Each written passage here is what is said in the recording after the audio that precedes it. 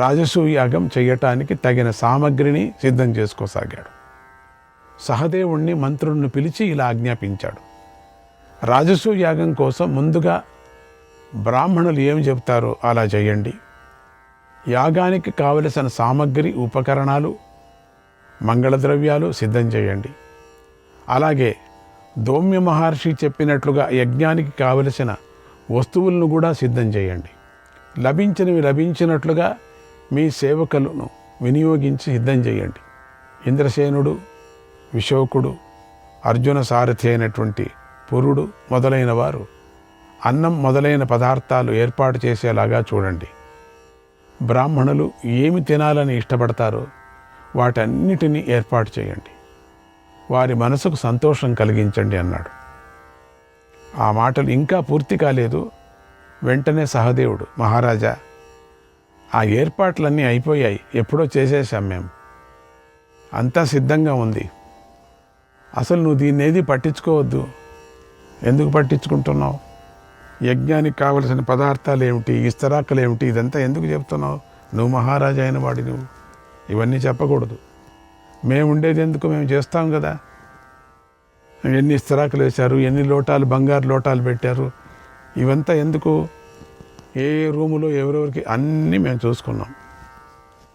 ఏ ఏ రూములు ఎవరెవరికి కావాలా, ఏ ఏ భవనాలు అన్నీ అన్నీ సిద్ధం చేశాం. మీకెందుకు? అన్నీ కాదు, వాళ్ళకి వంటకాలు సిద్ధం. మీరెందుకు? మీరు ఊరికే ఉండండి, మీరు యజ్ఞ దీక్ష తీసుకోండి, అంతా సిద్ధంగా ఉంది. గాబరా పడద్దండి. ప్రతి చిన్న విచారానికి వస్తున్నారు మీరు. వద్దు, మాకు అవమానం అవుతుంది, మేమెందుకు ఉండేది పని లేక అని అన్నాడు. అప్పుడు అక్కడి వ్యాస మహర్షి తన శిష్యులతో కలిసి వచ్చేశాడు ఆయన కూడా. ఆయన రాజసూయ యాగానికి ప్రధాన ఋత్విజుడయ్యాడు. వారందరూ రూపం ధరించిన వేదాల్లాగా ఉన్నారు, వేదమూర్తుల్లాగా ఉన్నారు అందరూ. వ్యాస మహర్షి స్వయంగా యాగానికి తానే బ్రహ్మగా ఉండటానికి ఒప్పుకున్నాడు. తర్వాత యాగంలో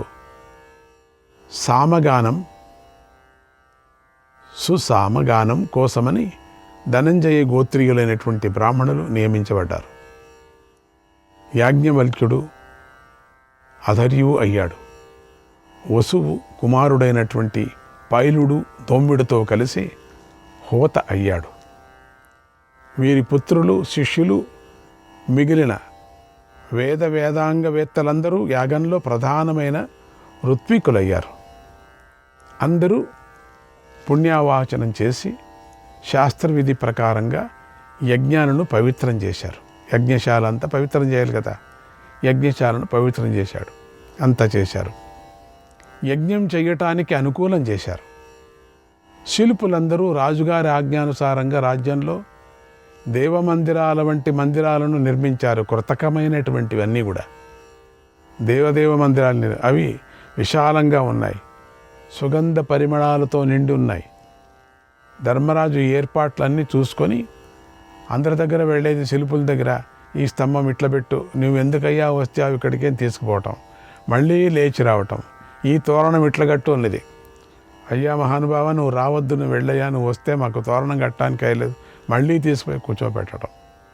ఈ ఏర్పాట్లు అన్నీ చూసుకున్నాడు. తాను వెళ్ళేది, చూసుకునేది, అన్ని దాండ్లకు తాను చేయి పెట్టేది, అన్ని దాండ్లకు తల వేసేది.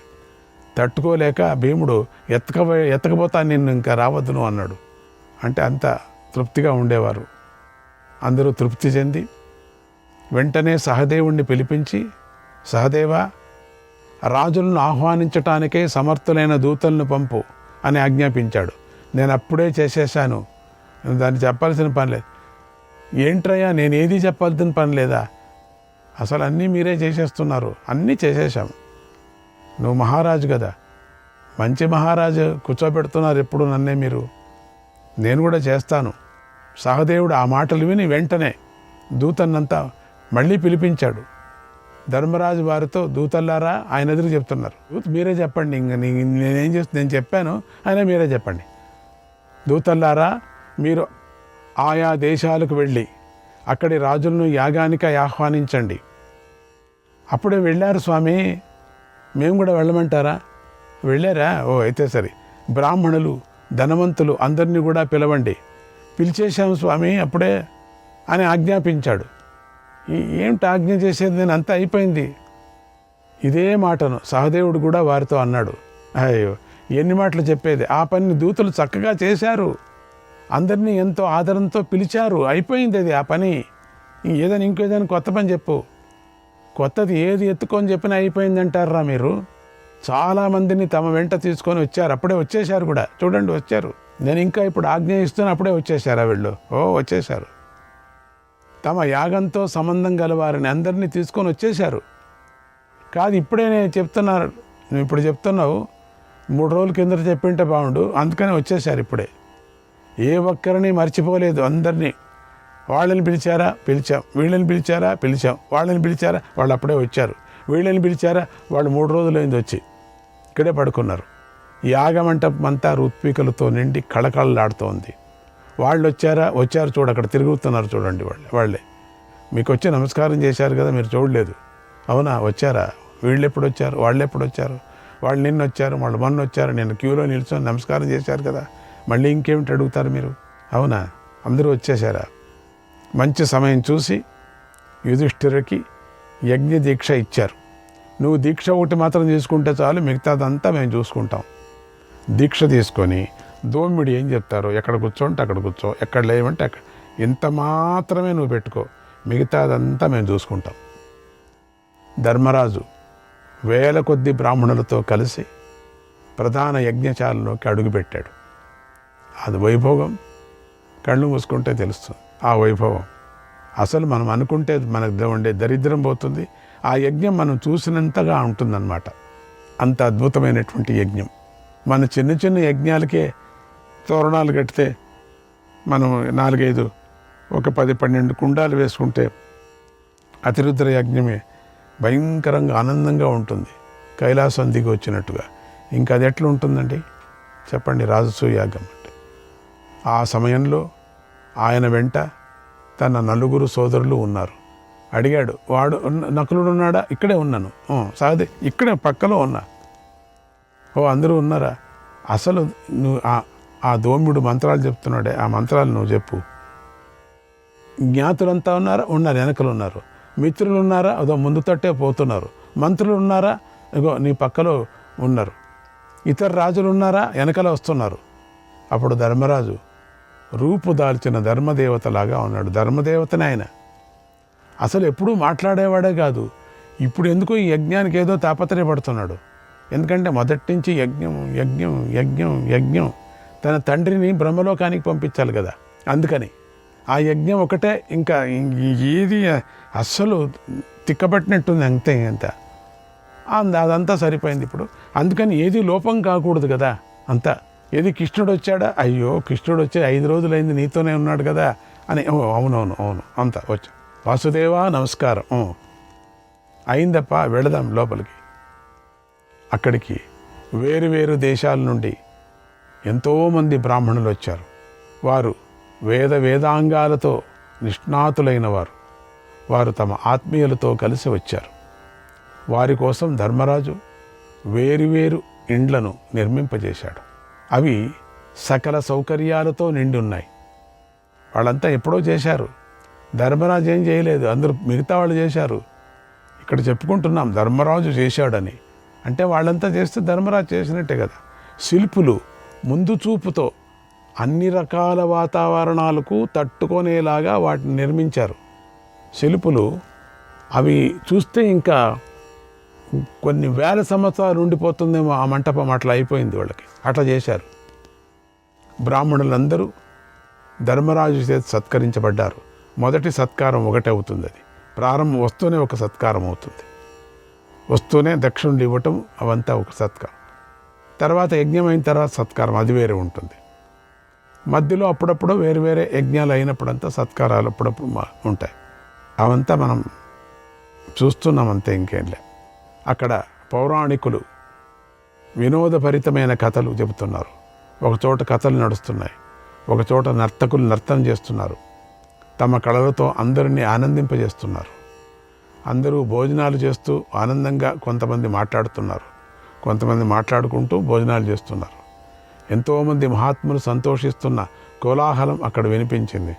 మధ్య మధ్యలో కొంతమంది పండితులంతా వాళ్ళ సంస్కృతంలో శాస్త్ర తర్కాన్ని పెట్టుకున్నారు. దీయతాం దీయతామేషాం భుజ్యతాం భుజ్యతామితి ఏవం ప్రకారక సంజల్పాః శ్రూయంతే స్మాత్ర నిత్యశః. వీరికి ఇంకా ధనం ఇవ్వండి. ధర్మరాజు వాళ్ళు ఇంకా బాగా మంత్రాలు ఎక్కువ చెప్తూ ఏదో శాస్త్ర సమ్మతం. అయ్యో వాళ్ళ దానికి కాదు ఉండేది, వాళ్ళు శాస్త్రాన్ని తర్కం చేసుకుంటున్నారు, ఇప్పుడు కాదు ఇచ్చేది మనం అని. వాళ్ళకి ఇంకా బాగా ఇవ్వండి. ఇస్తున్నాం. వీరికి ఇంకా అన్నం పెట్టండి, ఇప్పుడే తినొచ్చారు, ఇంకో పారి పెట్టండి. మంచి పని, లేండప్ప అన్నానికి. ఇక స్వామి నమస్కారం అండి అనే మాటలు అంతటా వినిపించాయి. ప్రతినిత్యం అదే పని ఆయనకి. వాళ్ళకి అన్నం పెట్టండి, ఇప్పుడే తినొచ్చారంటే ఇంకో పారి పెట్టండి, పర్వాలేదు, సంకోచించకూడదు, తినిపించండి. ఎన్ని మాటలు తినిపించేది. ధర్మరాజుది ఏంటో అయిపోయింది. ఎంతూజియం, టెన్షన్ ఏదేదో అయిపోయింది. ధర్మరాజు 1,00,000 గోవులను, 1,00,000 పాన్పులను, 1,00,000 బంగారు నాణలను ఒక్కొక్క రోజుకి బ్రాహ్మణులకు దానమిచ్చాడు. దానం ఇస్తూనే ఉన్నాడు.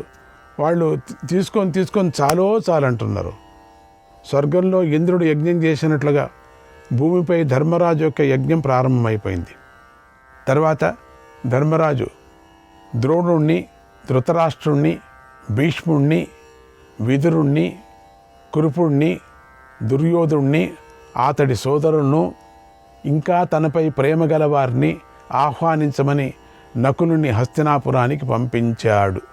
శ్రీకృష్ణాయ పరమాత్మనే నమః. 34వ అధ్యాయం. నకులుడు హస్తినాపురానికి వెళ్ళి ధర్మరాజు యొక్క ఆజ్ఞను వినయంగా తెలిపాడు. భీష్ముడు, ధృతరాష్ట్రుడు మొదలైన వారిని అందరినీ కూడా యజ్ఞానికి ఆహ్వానించాడు. ఎంతో ఆదరంగా పిలిచిన ఆ పిలుపుకు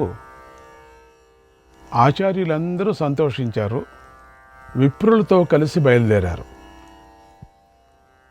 నగరంలో మిగిలిన ఇంకా కొంతమంది ధర్మరాజు ఆజ్ఞ గురించి తెలుసుకొని యజ్ఞము ఆజ్ఞ రెండు యజ్ఞం చేస్తున్నాను అనేటువంటి విషయాన్ని, ధర్మరాజు ఆజ్ఞ గురించి తెలుసుకొని వాళ్ళంతా బయలుదేరారు.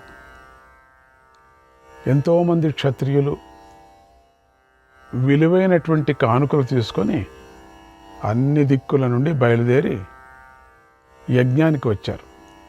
ధృతరాష్ట్రుడు, భీష్ముడు, విదురుడు, దుర్యోధనుడు, అతడి తమ్ముళ్ళు, గాంధారరాజు సుబలుడు, శకుని, అచలుడు, వృషకుడు, కర్ణుడు, శల్యుడు, బాహ్లీకుడు, సోమదత్తుడు,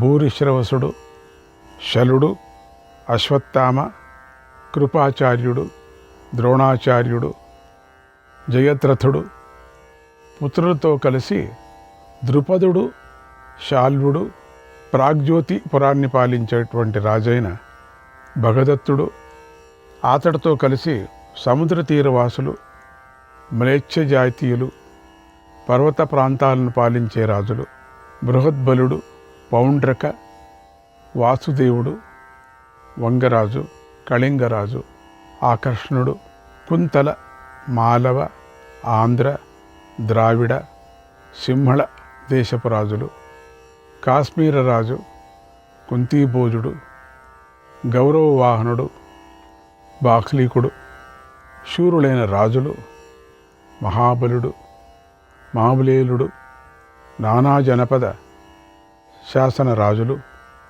విరాటుడు, తన 2 కుమారులు వచ్చారు. శ్రీకృష్ణాయ పరమాత్మనే నమః.